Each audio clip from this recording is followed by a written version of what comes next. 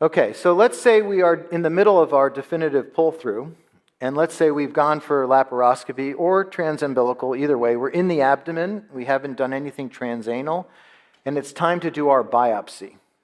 So how would you do the biopsy? Would you do a seromuscular only biopsy, a full thickness biopsy, laparoscopic, or transumbilical full thickness?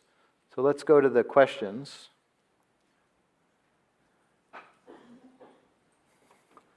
So we have the laparoscope in, as you see in the picture. And what is your practice for leveling this patient? You think that part of the sigmoid is looking good? Is there an option to do A, but you do B? Is there an option for what? You try to do a seromuscular, but you do a B. You do a full thickness. Well, that's my practice. I think I think that's right. That's Dr. Pena taught me that the operative note is what the surgeon intended to do, not what the surgeon actually did.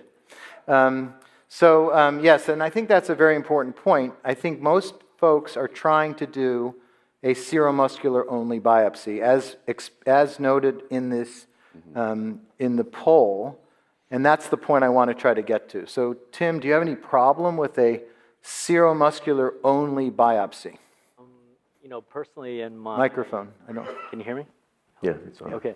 So I think I do a little bit of a variation on that. I think you can do a seromuscular biopsy, but often when I put the camera in, I can kind of you try to get a sense for where the good colon is the bad colon, and I usually have a 5 millimeter port through the belly button, and I will just actually reach in there with a grasper, pull out the area that I want to biopsy. I will take a full thickness biopsy just to make sure that I'm sending enough to the pathologist, right? They never have enough tissue, is their usual complaint, and then I can just quickly close it, dunk it back in, and then, put my 5 millimeter port back in. So I kind of do a little bit of a hybrid. It just seems to be a little faster.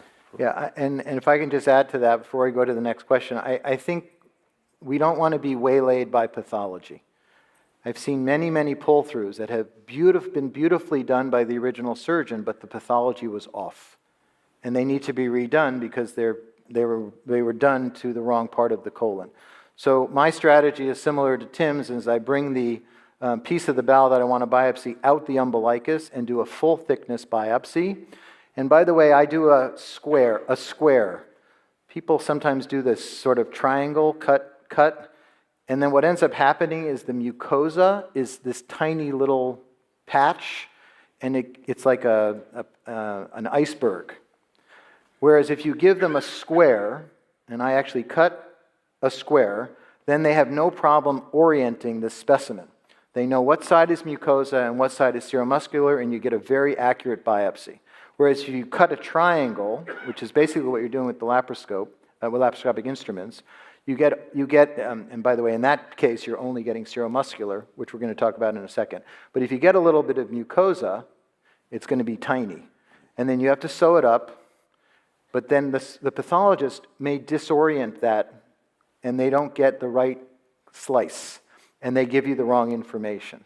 So that's one factor. Now, the other factor that's very important is if you do seromuscular only, because you don't want to sew it up, you may very well see ganglion cells.